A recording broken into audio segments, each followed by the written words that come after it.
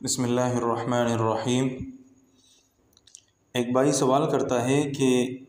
کیا فرماتے ہیں مفتیان کرام کہ اکثر لوگ کہتے ہیں کہ دوران اعتکاف معتکف کے لیے ضروری ہے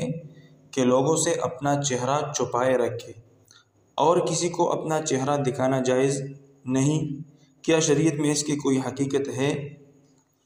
اچھا، شریعت مطہرہ نے مسجد میں ہر آنے والے شخص خاص کر معتکف کو اگرچہ بعض امور کے متعلق پابند کیا ہے، مگر یہ پابندی دنیاوی باتوں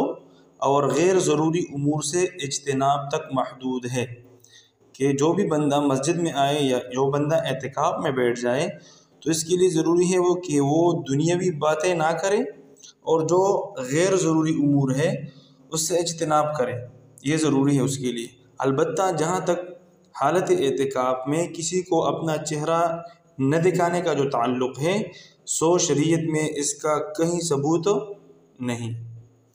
تو اسی وجہ سے جو بھی اعتکاف میں بیٹھ جائے